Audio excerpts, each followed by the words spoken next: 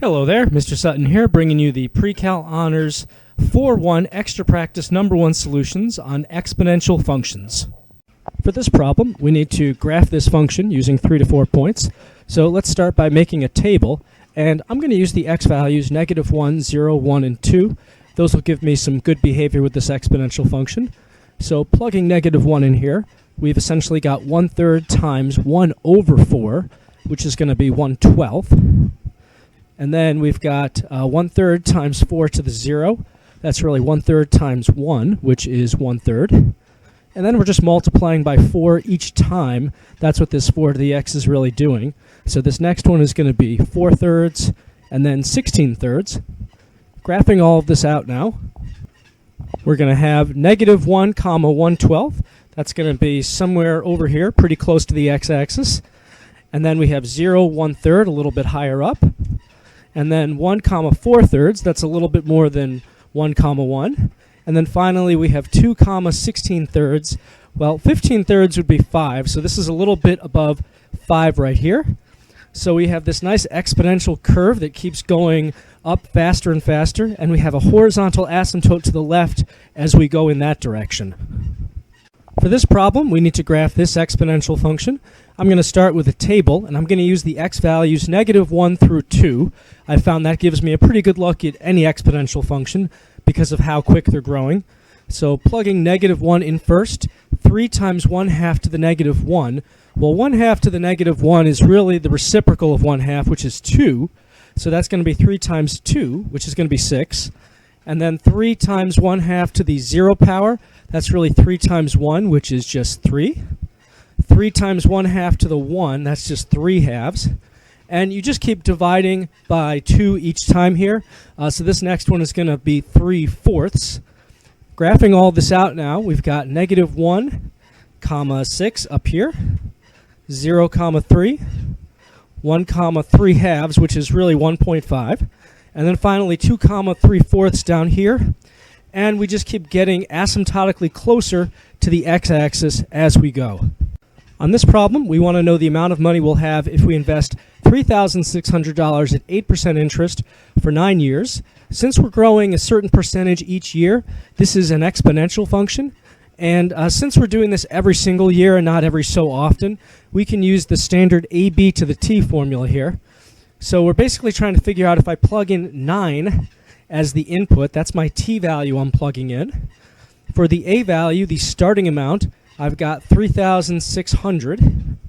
And then for the B value, my growth factor, since I'm doing 8% each year, that means I'm multiplying by 1.08. And then the exponent, the T, that's just the 9 that I'm plugging in here. So let me do this on the calculator now. So here's what this looks like on the calculator. Plug in all that in. I've got about $7,196.42. On this problem, we have a population of cats doubling every 7 years. 10 cats are present now. How many in 30 years? Well, since this multiplication happens during a certain time period, since there's kind of a waiting period before I can double, I need to use the half-life formula. That's AB to the TK, T over K. So when I plug things in, I'm plugging in 30 for my time. I want to know how many present in 30 years, so I'm doing F of 30. And then my A value, that's how many cats I'm starting with. That's going to be this 10 right here. For my B value, that's what I'm multiplying by each time. Well, if I'm doubling, I'm multiplying by 2. And then T over K, we said that T was 30. That's how many years I'm actually plugging in. K is how long I have to wait. So that's going to be this 7 here. And now I just plug this into the calculator.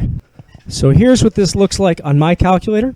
10 times 2 to the 30 divided by 7. Now, if you have an older calculator, you might need a parentheses around the 30 divided by 7. But if you get superscript here, you're not going to need a parentheses.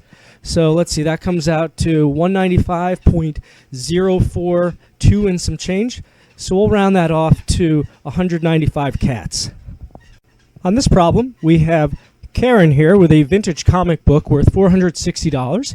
Might want to hang on to that. According to the dealer, the value of this comic book increases 5% each year. We want to know how much will this book be worth in 5 years.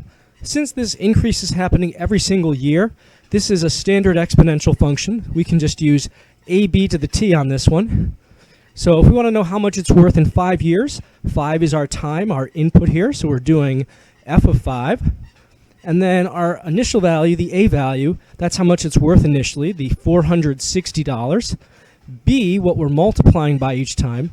If we're increasing by 5%, 1 plus 0.05 is 1.05. And then the t value, the exponent, that's just the 5 years that we're plugging in. So let's do this one on the calculator now. So here I am on the calculator, plugging all that in. It looks like that's going to come out to about $587, and if we round up, 9 cents. On this problem, we have Jeanette with a $50 savings account earning 5% interest, which is pretty good. Compounding that annually, we want to know how much she'll have in 2 years. So this is just going to be our standard exponential model since we're only compounding once a year. That's what this whole annually thing means. So we're going to use ab to the t on this one. And for the thing I'm plugging in here, I want to know how much my account has in 2 years. So I'm going to use 2 as my t value here, so f of 2. And then for the a value, that's the amount we're starting with, which is the $50. For b, that's what I'm multiplying by each time. Since I've got 5% interest, I'm multiplying by 1.05 to increase by 5% every year. And for the number of years, the t value, we're just going to plug in 2. And now we are going to need the calculator for this. So here's what I've got on my calculator. Pressing enter for that, we come up with about $55.13. On this problem, we have a population of bacteria, and it's doubling every 70 minutes. Ugh. We want to know what the population is going to be 140 minutes from now. So since we're doubling every so often, we have to wait. There's a waiting time. We're going to use the ab to the t over k formula, the half-life formula here. So I'm going to be doing f of 140 because that's what I want to plug in for my time. For my a value, that's going to be the 2,000 bacteria I'm starting with. B, well, if I'm doubling, I'm multiplying by 2 each time, so that's my growth factor. We said t was this 140 I'm plugging in, and I'm dividing by my waiting time, my half-life essentially, of 70 minutes. Actually, it's kind of a double life because we're doubling every 70 minutes. All right, let me plug this in the calculator. So here we go. Here's what I've got on the calculator.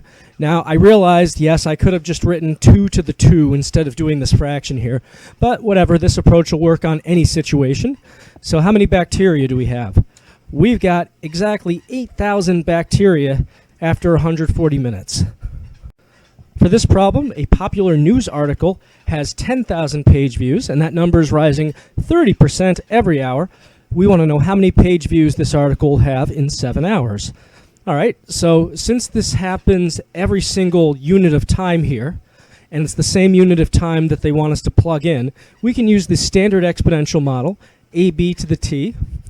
So I want to know what my page views are in 7 hours. So 7 is going to be the t value that I'm plugging in here.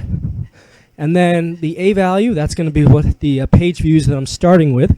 So that's this 10,000 up here. For the b value, the growth factor, well, my page views are going up by 30% every hour. So I'm multiplying by 1.30 then. And then I'm going to plug in 7 for the exponent and let the calculator do the rest. So here's what I've got on my calculator.